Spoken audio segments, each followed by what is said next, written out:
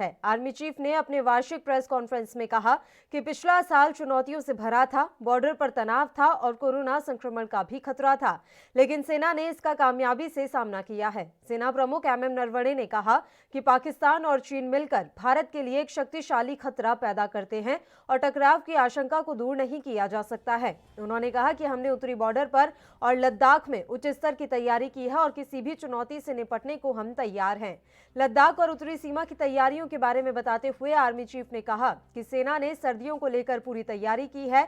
लद्दाख की स्थिति की जानकारी देते हुए सेना प्रमुख ने कहा कि हमें शांतिपूर्ण समाधान की उम्मीद है, लेकिन हम किसी भी आकस्मिक चुनौती का सामना करने के लिए तैयार हैं। इसके लिए भारत की सभी लॉजिस्टिक तैयारी संपूर्ण है।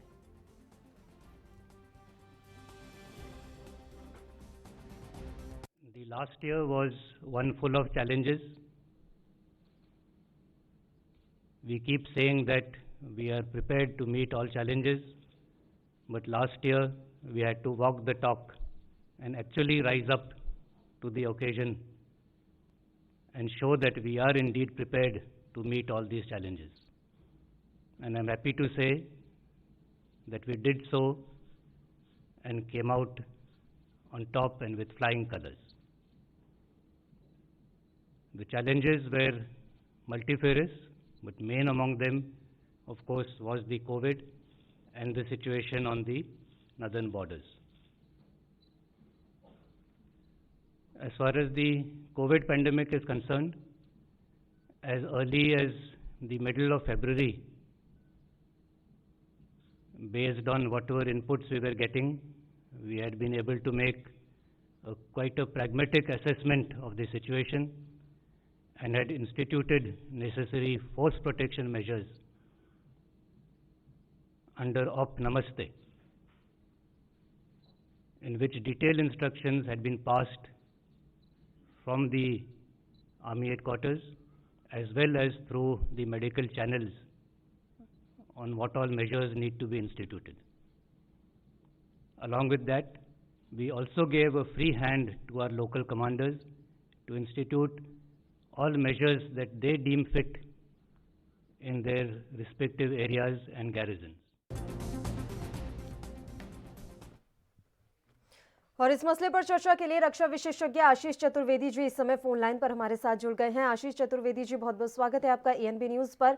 सर, आज MM नरवणे ने साफ कर दिया है कि पाकिस्तान और चीन के बीच की जो ये जुगलबंदी है वो भारत के लिए एक बड़ा खतरा पैदा कर सकती है। आपकी प्रतिक्रिया इस पर? देखिए, चीन और पाकिस्तान का जो वो है, निश्चित रूप से वो भारत के लिए कहीं ना कहीं वो बनता है। तो जाहिर सी बात है कि हमें थोड़ी इसकी अपनी तैयारी और ज्यादा रखनी पड़ेगी, क्योंकि हमारी सेना जो है वो दोनों जो हमारी सीमाएं हैं, जो चाइना से लगती हैं और जो पाकिस्तान से लगती हैं, हम दोनों को एक साथ नहीं मैनेज कर पाएंगे। हम एक बार में एक ही प्रतिद्वंदी से लड़ सकते हैं। कोई ऐसी परिस्थिति नहीं बननी चाहिए जिसमें कि चाइना और पाकिस्तान के साथ हमें दोनों के साथ एक समय पे युद्ध में आना पड़ता है। तो निश्चित रूप से हमें इस तरीके से अपनी नीति और रणनीति को बनाना है और तैयारी रखनी है कि एक समय में हम एक ही प्रतिद्वंदी से जो है वो मुकाबला करें। ठीक है, ये इस समय हम दो मोर्चों पर एक साथ लड़ रहे हैं और ऊपर से ये सर्दी, क्या चीन और पाकिस्तान इस सर्दी का फायदा उठाने की पुरजोर कोशिश में लगे हुए हैं? आशीष जी, देखिए, चाइना तो इस तरीके की उस पे जो एक्टिविटी है उस पे उसका असर नहीं पड़ता है। उनके पेट्रोलिंग हमने लोगों ने देखा है कि अक्सर ही हमारे यहाँ जो है वो जो वहाँ पे LAC बोलते हैं उसे पार करते हैं, लेकिन उसका बर्फबारी से कोई लेना देना नहीं होता है। लेकिन जो पाकिस्तान से हमारी सीमा लगती है उस पे अक्सर ऐसा होता है कि जब बर्फ गिरती है तो बहुत से रास्ते जो हैं वो बंद हो जाते हैं। बहुत सी चौकियां जो हमारे और पाकिस्तान के बीच की हैं उसमें हमारी फोर्सेस पीछे हट जाती हैं। तो ऐसी परिस्थितियों में आतंकवादियों को देश में वो कराने के लिए हमारे खिलाफ अक्सर पाकिस्तान की जो आईएसआई है वो इस तरीके का प्रयास करती है कि इस तरीके से जो आतंकवादी हैं उनको ऐसे मौके पे देश में घुसाया जाए। बिल्कुल आशीष जी, जब से धारा 370 खत्म की गई है पाकिस्तान के, उसके बाद से लगातार पाकिस्तान के द्वारा सीज फायर का उल्लंघन लगभग रोजाना ही किया जा रहा है। क्या इस तरह की गतिविधियों पर रोक नहीं लगाई जा सकती? लगातार आप सीज फायर का उल्लंघन कर रहे हैं, क्या इस पर रोक लगाना इतना मुश्किल है? देखिए, जो लाइन ऑफ कंट्रोल है, एलओसी है हमारी, उस पे फायरिंग जो है वो शुरू से ही चलती आ रही है। पाकिस्तान और हिंदुस्तान की जो सेनाएं हैं वो एक दूसरे पे अक्सर ही फायरिंग करती रहती हैं। पहल हमेशा पाकिस्तान की ओर से की जाती है, उसकी जवाबी जो फायरिंग है वो हमारे देश के द्वारा की जाती है। लेकिन इस पे पाबंदी लगा पाना बहुत संभव नहीं है, क्योंकि वो एलओसी है, अगर वो आईबी होती यानी जिसे इंटरनेशनल बाउंड्री हम कहते हैं, उस पे पाबंदियां हैं। लेकिन जो एलओसी होती है क्योंकि वो फिक्स नहीं होती है। यदि हम जो है पाकिस्तान की कोई पोस्ट कब्जा कर लें तो एलओसी उनकी तरफ बढ़ जाएगी, और यही कब्जा अगर वो हमारी तरफ कर ले तो जो एलओसी है वो हमारी तरफ बढ़ जाती है। इसलिए वहां पे कोई पाबंदी इस तरीके की नहीं हो सकती। बिल्कुल। और चीन की समस्या को आप इस समय किस तरह से देख रहे हैं? लगातार मार्च से ये दिक्कत जो है चली आ रही है और अभी तक इसका कोई समाधान होने का नाम नहीं ले रहा। कई दौर की वार्ता भी दोनों पक्षों के बीच हो चुकी है, लेकिन उन वार्ता का भी कोई असर नहीं हुआ। कितनी लंबी ये प्रॉब्लम खिंचने वाली है? देखिए, जो चाइना है वो काफी समय से जो है थोड़ा ज्यादा एग्रेसिव हो रहा है, और मुझे ऐसा लगता है कि हमें अपना जो रुख है चाइना की तरफ उसे कहीं ना कहीं बदलना होगा। हम लोग काफी नरमी से पेश आए हैं चाइना के साथ। कहीं ना कहीं जरूरत है कि जो हमारी जो सेना की तैनाती है चाइना के बॉर्डर की तरफ, थोड़ा उसे बढ़ाया जाए और थोड़ा एग्रेसिव पॉलिसी रखनी पड़ेगी। अभी आज की तारीख में हम लोग जो चाइना बॉर्डर है उस पे बहुत ज्यादा एग्रेसिव नहीं है, तो कहीं ना कहीं उसका खामियाजा हम लोगों ने पिछले वर्ष उठाया भी कि जब एक मुठभेड़ हुई हमारी और चीन के सैनिकों की, तो उसमें हमारे अनेक सैनिकों ने अपने प्राण गंवाए। तो मैं समझता हूं कि इससे हमें सीख लेनी चाहिए और आने वाले समय में जो हथियारों की पाबंदी है उसको हटाना चाहिए। यह बहुत पहले एक एग्रीमेंट हुआ था भारत और चाइना के बीच, जिसमें कि भारत और चाइना सीमा पे हम लोग जब बॉर्डर पे पेट्रोलिंग करते हैं वहाँ हथियार नहीं लेके जाते हैं। तो मैं समझता हूँ ये वक्त आ गया है कि अब इस पाबंदी को हटाएं। बिल्कुल, लगातार ये समस्या बढ़ती जा रही है और अभी तक कोई हल इस मुसीबत का निकल नहीं पाया है। इस बीच आशीष जी, आपसे एक चीज़ और समझना चाहेंगे कि पाकिस्तान और चीन की साठगांठ की संभावना से इनकार तो नहीं किया जा सकता। ये तो साफ तौर पर दिखाई दे रहा है कि साठगांठ तो इन दोनों देशों के बीच में है ही, और लगातार पाकिस्तान पर ये आरोप लगते रहे हैं कि वो अपनी धरती पर आतंकवाद को पनाह देता है और फंडिंग भी की जाती है। क्या फंडिंग करने वालों में चीन का नाम भी शामिल हो सकता है? हाँ, नहीं, बिल्कुल। ये देखिए कि पाकिस्तान ने जो है चाइना को जो है अक्साई चीन का जो इलाका है वो दिया हुआ है। तो कहीं ना कहीं पाकिस्तान जो है वो चाइना को अपनी तरफ अपने खेमे में रखने के लिए उनके ऊपर उन्होंने जो है इतनी बड़ा पाकिस्तान ऑक्युपाइड इलाका था वो दिया हुआ है। कहीं ना कहीं उस तरीके की गतिविधियां जो है पाकिस्तान कर रहा है, और साथ ही इसी उसमें चाइना जो है वो उसकी मदद भी करता है। कई बार देखा गया है कि उनको जो रक्षा से संबंधित जानकारी या उपकरण जो है वो चाइना जो है पाकिस्तान को उपलब्ध कराता है। बिल्कुल आशीष जी, ब्लैक लिस्ट में आने से लगातार बचने की कोशिश में लगा हुआ है पाकिस्तान। आप क्या देख रहे हैं भविष्य में? क्या वाकई में वो इस कोशिशों में कामयाब हो पाएगा? अभी वो ग्रे लिस्ट में है। देखिए, पाकिस्तान काफी लंबे समय से भारत पे दो तरफा दबाव, जिससे कि चाइना की तरफ से भी दबाव बना रहे, और हमारी जो सेनाएं हैं वो दोनों तरफ जो है वो उलझी रही। ऐसा न हो कि अगर केवल पाकिस्तान की तरफ से हमारे को खतरा रहेगा तो जो चीन की तरफ हमने अपनी सेनाएं, क्योंकि चाइना की तरफ भी हमारा बॉर्डर बहुत लंबा है, अरुणाचल और जो नॉर्थ ईस्ट के स्टेट्स हैं और यूपी के ऊपर के जो इलाके हैं वहां से, तो कहीं ना कहीं वहां से चीन जो है गतिविधियों को इसीलिए बढ़ाता है कि हमारी जो सेना का बंटवारा है जो बॉर्डर पे, न केवल पाकिस्तान पे न रहे और चाइना की तरफ भी वो बढ़ जाए। बिल्कुल। मोस्ट सेंसिटिव एरियाज आप कौन से देख रहे हैं जहां चीन अपनी गतिविधियों को बढ़ा सकता है? देखिए, लद्दाख के इलाका जो है सबसे ज्यादा कई वर्षों से इसी तरफ जो है वो ऐसा देखने को आ रहा है पिछले कई वर्षों से कि लद्दाख के इलाके में जो है चाइना की पहल जो है बहुत ज्यादा होती है। बिल्कुल, और लगातार कोई ना कोई गतिविधि की जा रही है। इस बीच आशीष जी, 2 दिन पहले चीन का एक सैनिक भी हमारे इलाके में आ गया था, जिसे पकड़ लिया गया, उससे पूछताछ भी काफी की गई है। और इस बीच जब चीन ने ये बयान दिया कि शांति बनाए रखने की कोशिश करें और अपने सैनिक को जो है लौटा दें, उन्होंने ये मांग की है कि हमारे सैनिक को लौटा दें और शांति बनाए रखने में सहयोग करे भारत। किस तरह से आप देख रहे हैं, जब उनका सैनिक यहाँ पर आया तो उन्हें शांति की याद आ गई और इससे पहले उन्हें शांति की कोई याद नहीं। विस्तारवाद पर लगातार चीन बढ़ता जा रहा है। देखिए, यहीं पे मैं थोड़ा सा अभी बात कह रहा था अग्रेसिव पॉलिसी की।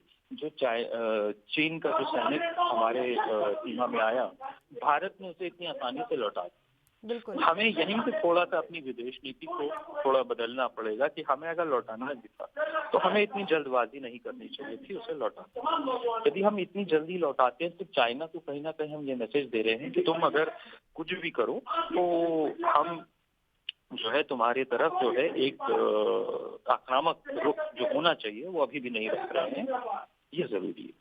तो यही माना जाए कि चीन लगातार इस तरह के धोखे देते आया है और हमारी जो हमेशा से नीति रही है, आक्रामक रुख भारत कभी नहीं अपनाता, और क्या इसी का फायदा इस तरह के देश उठाते हैं? बिल्कुल, सरकार अगर आक्रामक रुख नहीं रखेगी पाकिस्तान की तरफ और चाइना की तरफ तो निश्चित रूप से आप देखेंगे कि इस तरीके की गतिविधियां पिछले कई वर्षों में जो बढ़ी हैं वो आने वाले वर्षों में और ज्यादा बढ़ जाएंगी। बिल्कुल, बहुत बहुत शुक्रिया आशीष जी, आप हमारे साथ जुड़े तमाम चर्चा के लिए। तो आपको बता दें कि टकराव की आशंका से इनकार नहीं किया जा सकता, ये कहना है आर्मी चीफ MM नरवणे का।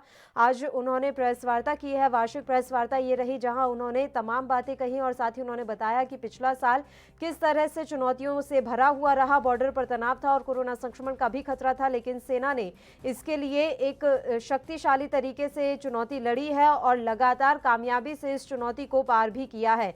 इसके अलावा आर्मी चीफ ने कहा कि सेना ने सर्दियों को लेकर पूरी तैयारी की है। लद्दाख की स्थिति की जानकारी देते हुए सेना प्रमुख ने कहा कि हमें शांतिपूर्ण समाधान की उम्मीद है, लेकिन हम किसी भी आकस्मिक चुनौती का सामना करने को तैयार हैं। इसके लिए भारत की सभी लॉजिस्टिक तैयारी संपूर्ण है।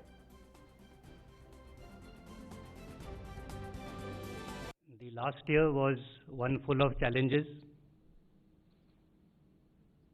We keep saying that we are prepared to meet all challenges, but last year we had to walk the talk and actually rise up to the occasion and show that we are indeed prepared to meet all these challenges. And I'm happy to say that we did so and came out on top and with flying colors. The challenges were multifarious, but main among them, of course, was the COVID and the situation on the northern borders. As far as the COVID pandemic is concerned, as early as the middle of February, based on whatever inputs we were getting, we had been able to make quite a pragmatic assessment of the situation and had instituted necessary force protection measures under Op Namaste, in which detailed instructions had been passed from the Army headquarters as well as through the medical channels on what all measures need to be instituted. Along with that, we also gave a free hand to our local commanders to institute all measures that they deem fit. Bulletin में खबरों का सिलसिला लगातार यूं ही जारी रहेगा। फिलहाल एक छोटे से ब्रेक के लिए हम यहाँ रुक रहे हैं, फौरन हाजिर होंगे।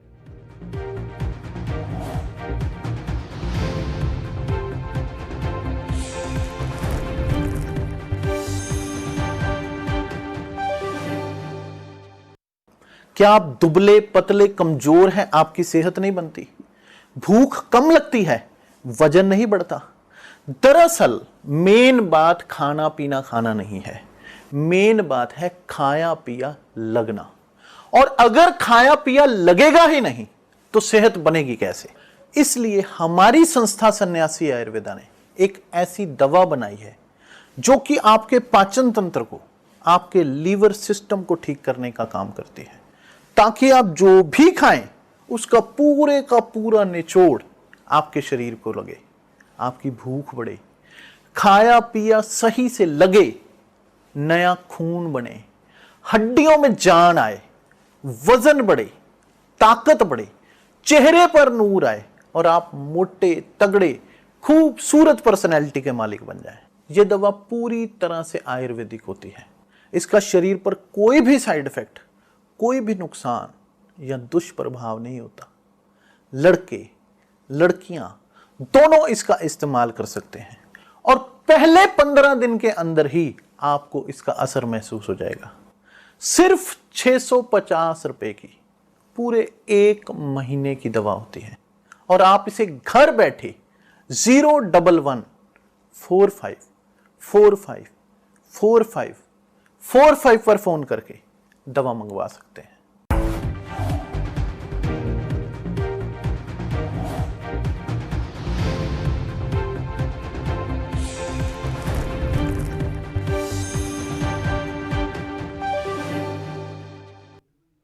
ब्रेक के बाद एक बार फिर से आप सभी का स्वागत है। बढ़ते हैं खबरों की ओर।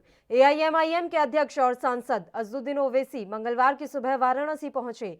वहीं समाजवादी पार्टी के राष्ट्रीय अध्यक्ष अखिलेश यादव भी वाराणसी पहुंचे, जहां सपा कार्यकर्ताओं ने उनका जोरदार स्वागत किया। दोनों नेताओं ने पूर्वांचल में अपना अपना दौरा किया। इस तरह दो बड़े नेताओं का शहर में आना और अलग अलग जिलों में जाना पूर्वांचल की राजनीति का तापमान बढ़ाने का काम कर रहा है। आगामी विधानसभा चुनाव से पहले पूर्वांचल का सियासी तापमान गर्मा गया है। भाजपा से अलग हुई सुभाषपा अब भागीदारी संकल्प मोर्चा के जरिए नए साथियों के साथ मजबूत विपक्ष की राह तलाश रही है। बिहार चुनाव में 5 विधानसभा सीट पर जीत के बाद अज़दुद्दीन ओवैसी पूर्वांचल में अपनी जमीन तलाशने में जुटे हुए हैं। आज सुभाषपा प्रमुख ओम प्रकाश राजभर के साथ ओवैसी नए गठजोड़ की संभावना तलाश रहे हैं। वाराणसी पहुंचे अज़दुद्दीन ओवैसी ने समाजवादी पार्टी के मुखिया अखिलेश यादव पर तीखा हमला बोला। इस दौरान उन्होंने अखिलेश पर निशाना साधते हुए कहा कि जब उत्तर प्रदेश में अखिलेश यादव की सरकार थी तो उन्होंने 12 बार मुझे यूपी आने से रोका। 28 बार उन्होंने प्रदेश में हमारे कार्यक्रम को इजाजत नहीं दी। वहीं सपा के राष्ट्रीय अध्यक्ष अखिलेश यादव मंगलवार को वाराणसी एयरपोर्ट पर पहुंचे। यहां से उन्होंने जौनपुर में पूर्व मंत्री पारसनाथ यादव की जयंती पर आयोजित कार्यक्रम में हिस्सा लिया।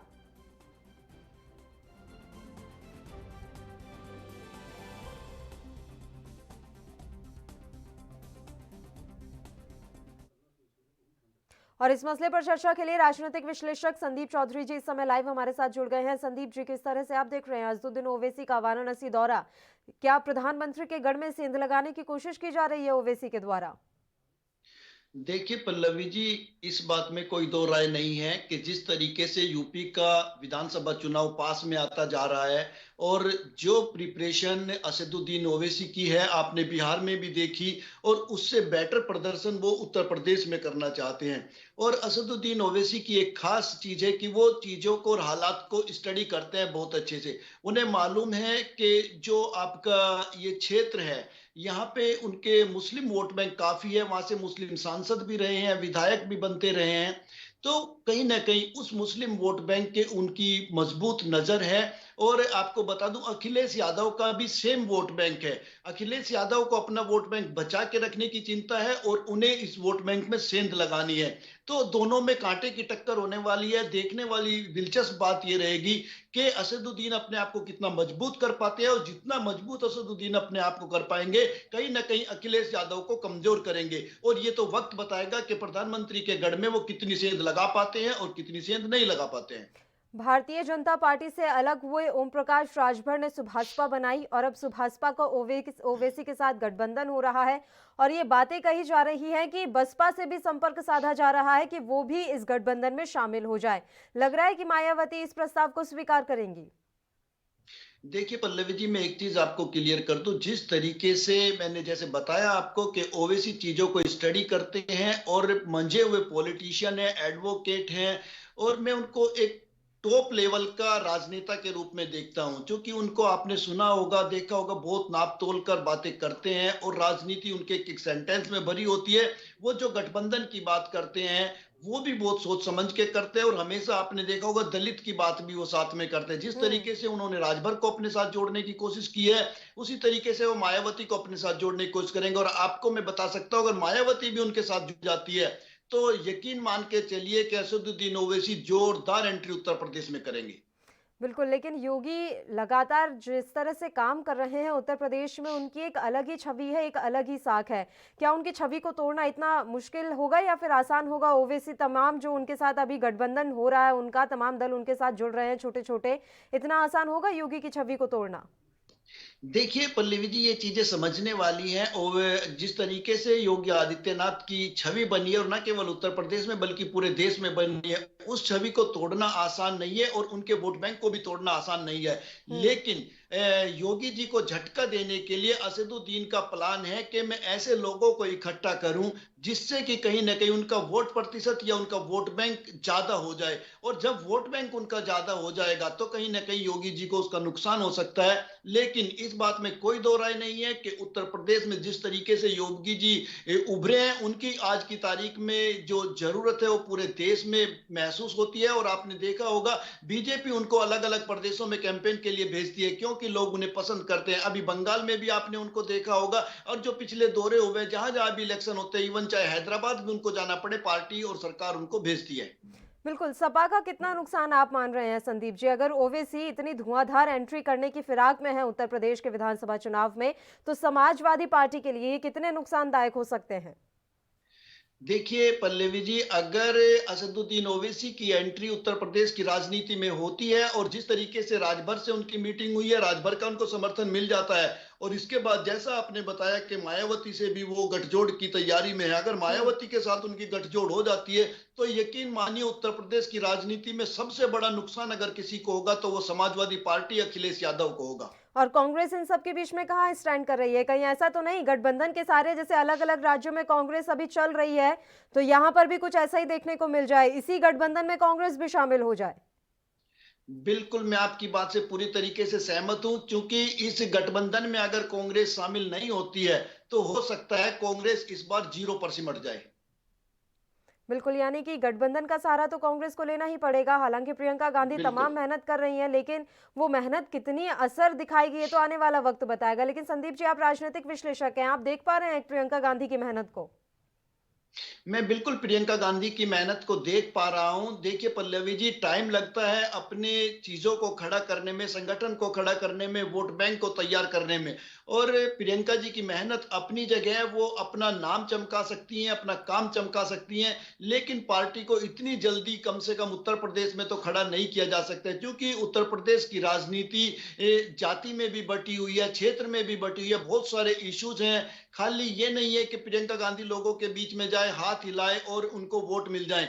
उन्हें लोगों से कमिटमेंट भी करना पड़ेगा, लोगों की उम्मीदों पर खरा भी उतरना पड़ेगा और अपने आप को प्रूव भी करना पड़ेगा। वो अपना कितने अपने कार्यकर्ताओं के साथ खड़ी रह सकती हैं। हालांकि मैं इस चीज से इनकार नहीं करता कि उत्तर प्रदेश में कांग्रेस के पास आज भी कुछ दिग्गज नेता ऐसे हैं जो सीट निकालने का मादा रखते हैं। बिल्कुल, बस अभी ज़रूरत है तो अपने संगठन को मजबूत करने के लिए। लेकिन एक बड़ी बात यह है संदीप जी, भारतीय जनता पार्टी की मजबूती को क्या मान रहे हैं आप उत्तर प्रदेश में? अभी हाल ही में जो उपचुनाव हुए, ज़बरदस्त प्रदर्शन बीजेपी की तरफ से किया गया है, कोई कमी नहीं छोड़ी गई। तो बीजेपी अभी इस समय तो प्रदेश में मजबूत स्थिति में ही नजर आ रही है। ये समीकरण बदलना कितना मुश्किल होने वाला है? बिल्कुल, बहुत अच्छा सवाल है आपका। इस बात में कोई दो राय नहीं है कि उत्तर प्रदेश के अंदर भारतीय जनता पार्टी का जो वोट बैंक है वो मजबूती से बीजेपी के साथ खड़ा है और योगी जी के साथ खड़ा है। लेकिन अभी कुछ टाइम में जिस तरीके की समीकरण बदले हैं, अभी देखना पड़ेगा, क्योंकि उत्तर प्रदेश एक किसान प्रदेश है। यहाँ पे किसानों की और मजदूरों की जनसंख्या बहुत बड़ी है और डिपेंड करता है कि ये किसान बिल का क्या इफेक्ट पड़ सकता है। हालांकि मैं नहीं मानता कि इसकी बहुत बड़ी नाराजगी सरकार से हो सकती है, योगी जी से हो सकती है, लेकिन सरकार को फिर भी मैनेज करना पड़ेगा। ऐसे इशूज से बचना पड़ेगा जिससे आम जनता में सरकार के प्रति नाराजगी हो, क्योंकि वो नाराजगी किसानों की, मजदूरों की, लोगों की वोट के माध्यम से ही सरकार से निकलती है। बिल्कुल, और योगी जी जिस तरह से कट्टर माने जाते हैं, धर्म और जाति के नाम पर तो यहाँ चुनाव लड़ा ही जाता है प्रदेश में, तो फिर से वही पैंतरा अपनाया जाएगा भारतीय जनता पार्टी की तरफ से?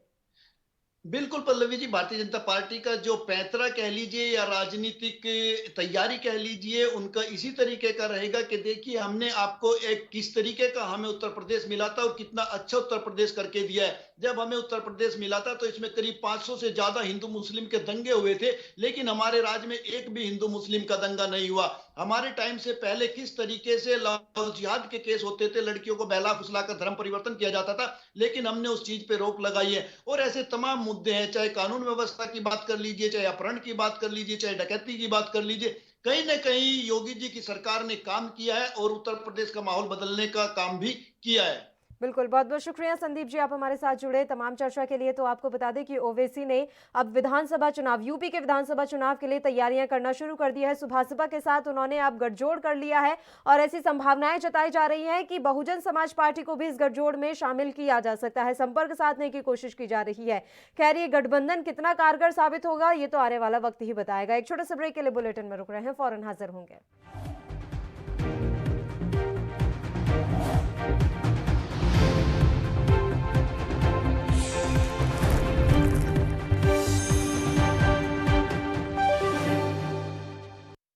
कोरोना वायरस महामारी वर्गे माहौल 'ਚ ਵੀ ਪੂਰੇ ਦੇਸ਼ ਲਈ ਅੰਨ ਉਗਾ ਰਹੇ ਸਾਡੇ ਅੰਨਦਾਤਾਵਾਂ ਪ੍ਰਤੀ ਆਪਣਾ ਫਰਜ਼ ਨਿਭਾਉਂਦੇ ਹੋਏ ਟੋਕਨ ਸਿਸਟਮ ਰਾਹੀਂ ਅਸੀਂ ਕਣਕ ਤੇ ਝੋਨੇ ਦੀ ਸਮੇਂ ਸਿਰ ਬਿਨਾਂ ਕਿਸੇ ਰੁਕਾਵਟ ਦੇ ਮੰਡੀਆਂ 'ਚ ਚੁਕਾਈ ਕੀਤੀ ਤੇ ਉਹਨਾਂ ਨੂੰ ਇਸ ਦੀ ਸਮੇਂ ਸਿਰ ਅਦਾਇਗੀ ਕੀਤੀ। ਕਿਸਾਨਾਂ ਦੀ ਸਿਹਤ ਦਾ ਧਿਆਨ ਰੱਖਦੇ ਹੋਏ ਅਸੀਂ ਮੰਡੀਆਂ 'ਚ ਸਮਾਜਿਕ ਦੂਰੀ, ਸੈਨੀਟਾਈਜੇਸ਼ਨ, ਪੀਣ ਲਈ ਸਾਫ਼ ਪਾਣੀ ਤੇ ਮਾਸਕਸ ਦਾ ਪੂਰਾ ਇੰਤਜ਼ਾਮ ਕੀਤਾ। ਸਾਡੇ ਅੰਨਦਾਤਾ ਸਾਡਾ ਮਾਣ, ਲੋਕਾਂ ਦੀ ਸਰਕਾਰ ਪੰਜਾਬ ਸਰਕਾਰ। क्या आप दुबले पतले कमजोर हैं, आपकी सेहत नहीं बनती, भूख कम लगती है, वजन नहीं बढ़ता? दरअसल मेन बात खाना पीना खाना नहीं है, मेन बात है खाया पिया लगना। और अगर खाया पिया लगेगा ही नहीं तो सेहत बनेगी कैसे? इसलिए हमारी संस्था सन्यासी आयुर्वेदा ने एक ऐसी दवा बनाई है जो कि आपके पाचन तंत्र को, आपके लीवर सिस्टम को ठीक करने का काम करती है, ताकि आप जो भी खाएं उसका पूरे का पूरा निचोड़ आपके शरीर को लगे, आपकी भूख बढ़े, खाया पिया सही से लगे, नया खून बने, हड्डियों में जान आए, वजन बढ़े, ताकत बढ़े, चेहरे पर नूर आए और आप मोटे तगड़े खूबसूरत पर्सनैलिटी के मालिक बन जाएं। यह दवा पूरी तरह से आयुर्वेदिक होती है। इसका शरीर पर कोई भी साइड इफेक्ट, कोई भी नुकसान या दुष्प्रभाव नहीं होता। लड़के लड़कियां दोनों इसका इस्तेमाल कर सकते हैं और पहले 15 दिन के अंदर ही आपको इसका असर महसूस हो जाएगा। सिर्फ 650 रुपए की पूरे 1 महीने की दवा होती है और आप इसे घर बैठे 011 45 45 45 45 पर फोन करके दवा मंगवा सकते हैं।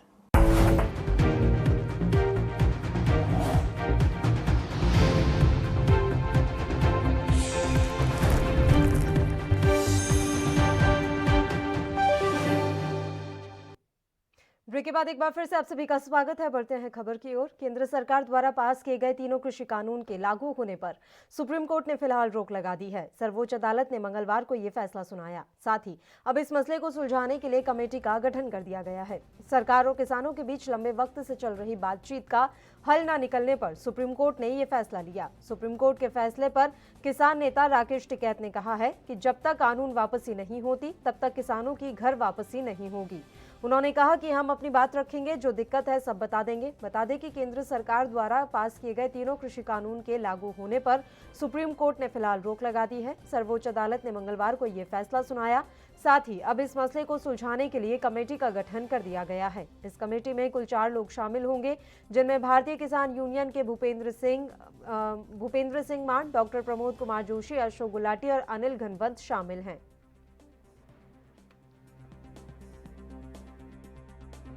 हाँ तो चलो ठीक है, अपना आंदोलन तो जारी रहेगा ना, आंदोलन जारी रहेगा। किस तरीके से आप देख रहे हैं इस पूरे मामले को? देख रहे वहाँ पे लीगल जो कमेटी होगी उससे बात करेंगे कि क्या हुआ है। कानून को लगातार आप लोग ये कह रहे थे कि कानून को खत्म करने की बात कर रहे थे, लेकिन हमारा वही है हमारा कि कानून खत्म हो। कितने दिन में कानून खत्म होंगे? यहाँ पे सुप्रीम कोर्ट ने कमेटी बनाने की बात कही है और ये कहा है कि ये जो पूरी कमेटी है, क्योंकि हमें जो स्थिति है उसको क्लियर करने की जरूरत है। जो कानून है उसमें एक मतलब स्थिति जो है साफ हो। अभी नहीं चलो बना दी उन्होंने कमेटी बनाने की बात करी है।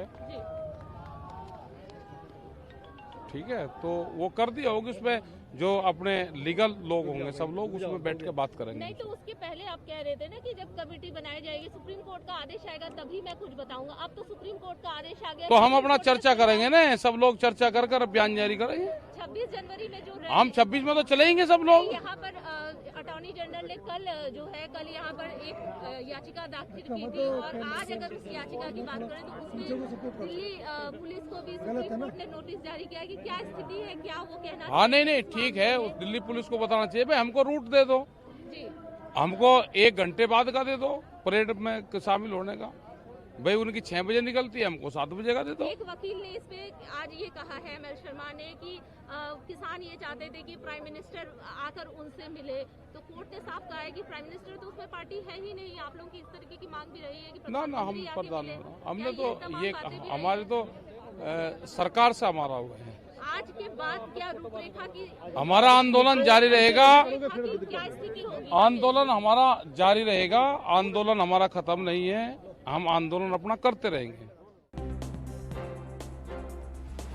पास किए गए तीनों कृषि कानून के लागू होने पर सुप्रीम कोर्ट ने अगले आदेश तक रोक लगा दी है। सर्वोच्च अदालत ने मंगलवार को ये फैसला सुनाया है। साथ ही अब इस मसले को सुलझाने के लिए कमेटी का गठन कर दिया गया है। सरकार और किसानों के बीच लंबे वक्त से चल रही बातचीत का हल न निकलने पर सुप्रीम कोर्ट ने ये फैसला लिया।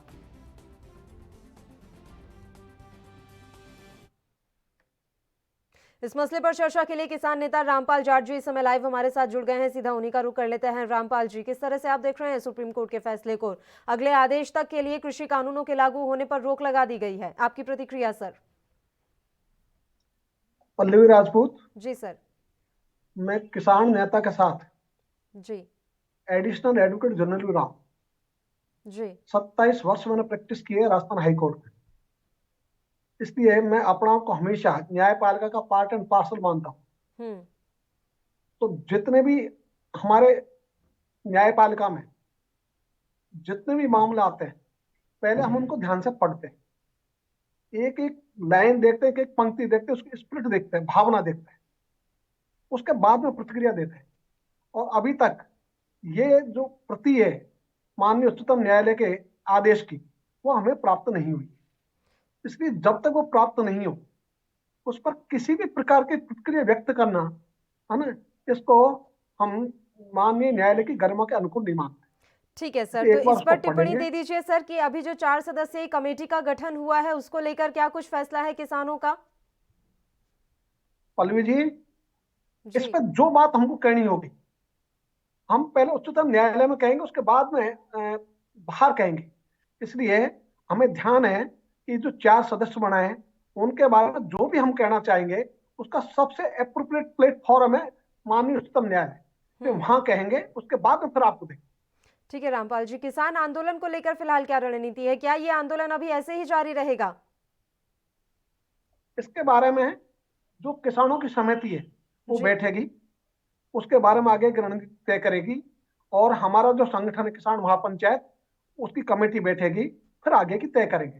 तो जैसे जैसे परिप्रेक्ष्य बदलते हैं जी, वैसे वैसे हर मामले पे सामूहिक विचार मंथन, सामूहिक चिंतन, सामूहिक निर्णय, ये हमारी पद्धति। ठीक है रामपाल जी, 15 तारीख को सरकार के साथ बातचीत होनी थी, अब उस बातचीत का तो लग नहीं रहा है कि कोई औचित्य रह गया है। बातचीत का औचित्य तो हमेशा ही रहता है पल्लवी जी, इसलिए संवाद सदा अच्छे रहते हैं। संवादहीन तो बुरी बात है, संवाद जारी रखना अच्छी बात है। तो जो अच्छी बात है उसको तो शुरू रहना चाहिए। बिल्कुल रामपाल जी, और अभी हम सीधी तस्वीरें अपने दर्शकों को दिखा देते हैं किसानों की प्रेस वार्ता की।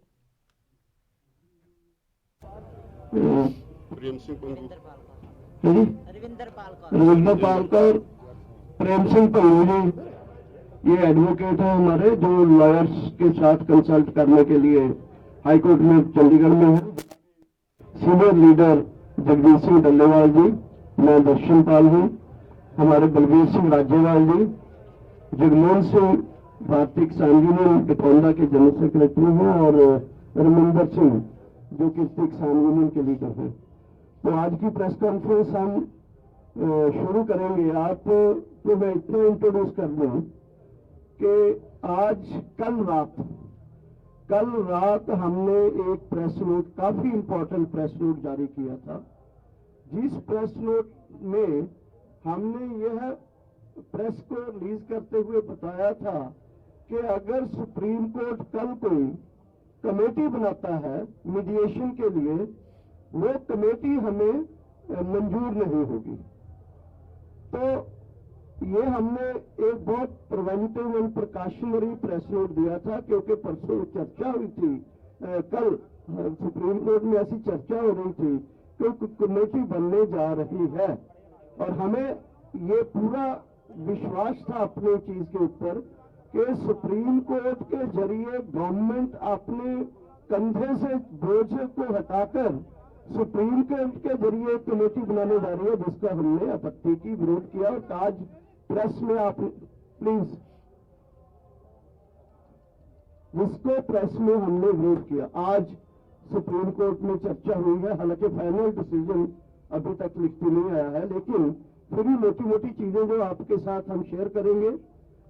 मैं शुरू करता हूं राजेवाल जी से, बलबीर सिंह राजेवाल जी, वहां से शुरू करेंगे, फिर हम एक एक करके अपनी बात जो कहते रहेंगे और आपके सवालों को बाद में हम डील करेंगे, हैंडल करेंगे। बलबीर सिंह राजेवाल जी। पत्रकार बंधु,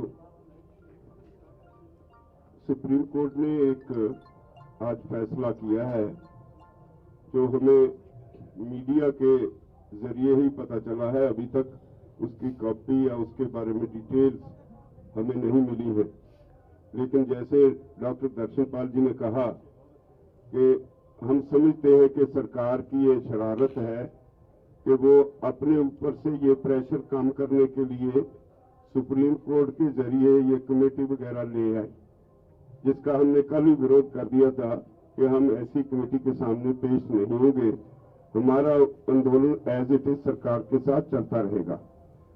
दूसरी बात, वो कमेटी भी जो बनी है, डायरेक्टली और इनडायरेक्टली किसी भी तरह हम उसको नहीं मानते, लेकिन वो सारे के सारे जो कमेटी के मेंबर्स हैं वो प्रो गवर्नमेंट है।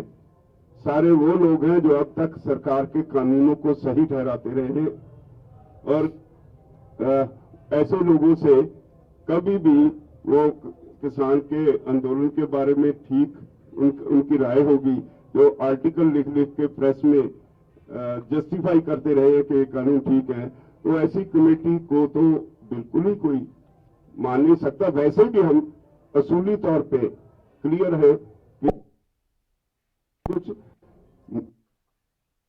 डाइवर्ट करने के लिए है ताकि सरकार से प्रेशर कम हो जाए। तो हमने तय किया है कि हमारा ये आंदोलन चलता रहेगा।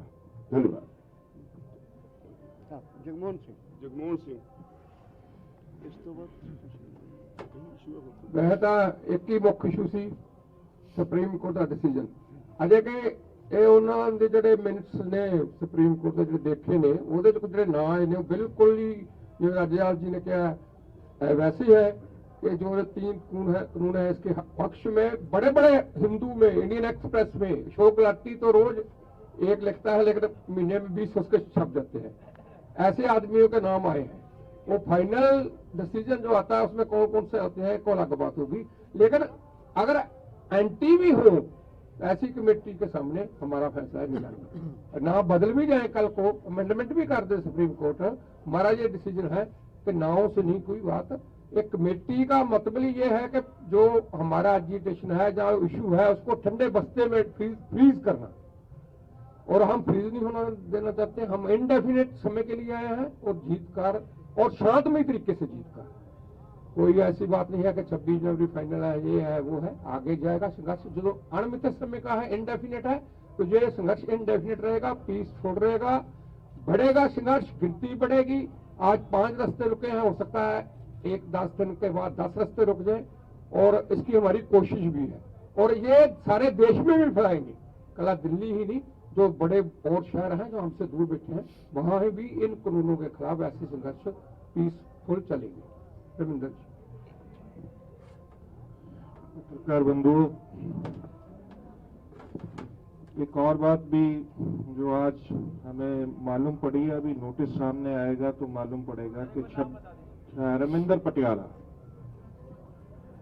26 के संबंध में कुछ नोटिस है, अभी जब आएगा तो मालूम पड़ेगा, लेकिन इस तरह की बात प्रोजेक्ट हो रही है कि कोई लाल किले पे झंडा जाए, इस तरह की कोई बात नहीं है। हमारा 26 का प्रोग्राम ऐतिहासिक होगा, नो डाउट, लेकिन ये आंदोलन 26 को समाप्त होने नहीं जा रहा है। हम लोग रिपील के लिए जूझ रहे हैं और 26 के बाद भी अगर ये कंटिन्यू करने की जरूरत होगी तो उसके बाद भी जारी रहेगा। मैं अपनी बात इसी तरह रखता हुआ आगे। जगदीश सिंह डल्लेवाल जी।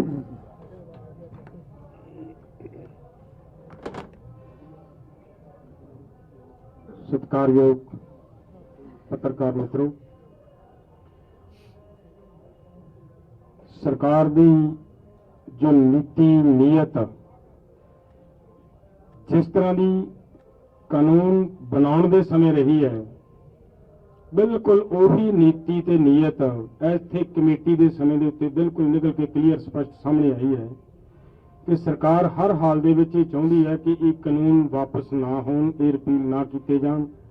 तां ही ये कमेटी दे विच जिहड़े व्यक्तियों के नां आए ने, जिवें राजेवाल जी ने दस्से है, वो लोगों के नां आए हैं जिहड़े हुण तक इन्हां कानूनां दे पक्ष दे विच ये कानून रहने चाहिए ने, ये किन्ने गुणकारी ने, इन्हां दे गुण गाउंदे रहे आपदे आर्टिकलों के जरिए। तो मैं तो यही कहूँगा कि ये मन लो तुसी कि सुप्रीम कोर्ट के जरिए सरकार ने उही आपकी नीयत, उही नीति इत्थे लागू करने का यतन किया, जिन्हों मेरा ख्याल है मनना बड़ा औखा है, तो जी लोग मनणगे नहीं, जथेबंदियां मनणगियां नहीं। प्रेम सिंह भल्लू जी इस तो अगली गल रखेंगे। बहुत ही सत्कारयोग पत्रकार साथियों, आज जो बहुत ही, जैसे डॉक्टर दर्शनपाल जी ने बताया, बहुत महत्वपूर्ण प्रेस कॉन्फ्रेंस है, क्योंकि आप सबकी आंखें सुप्रीम कोर्ट की तरफ लगी हुई थी कि सुप्रीम कोर्ट में क्या डिसीजन होने वाला है। हमारे 8 ऑर्गेनाइजेशन के खिलाफ पहले एक पिटीशन डली हुई थी वहां पे एक लॉ स्टूडेंट की तरफ से, उसका स्कोप था कि हाईवे खाली करवाना है। उसके अंदर सुनवाई चल रही थी, उसी के अंदर कुछ observation on the last date of the hearing Supreme Court की तरफ से आई थी और आज भी उसी में आई है। तो आपकी जानकारी के लिए है कि माननीय सुप्रीम कोर्ट ने उस पिटीशन को तो आगे डल गई और सुनवाई इस पर तो खत्म हो गई है, एक तरफ को डिस्पोज ऑफ हो गई है, और उसके अंदर ये स्पष्ट कह दिया कि जो फार्मर्स यहाँ प्रोटेस्ट कर रहे हैं, they have legal right to protest, और उनको यहाँ से उठाने का होकर कोई क्वेश्चन पैदा नहीं होता। और दूसरा जो एक और षड्यंत्र जैसे बताया मेरे साथियों ने, एक पिटीशन नहीं जो पाई है उसमें हमको 8 ऑर्गेनाइजेशन फिर नोटिस हो गया है। वो इसके लिए है कि 26 जनवरी को जो हम परेड करने जा रहे हैं वो परेड ना हो वहां पे, उसके खिलाफ की पिटीशन ढलवाई है। तो उसके लिए नोटिस आया, उसकी सोमवार को सुनवाई है, हम देखेंगे क्या उस पर होता है, उसके बारे में रुक लेंगे। और तीसरी बात ये है कमेटी के बारे में हमारे। इसी के साथ इस बुलेटिन में फिलहाल के लिए इतना ही। मुझे दीजिए इजाजत। देश प्रदेश की तमाम ताज़ा खबरों के लिए आप देखते रहिए ANB न्यूज़। नमस्कार।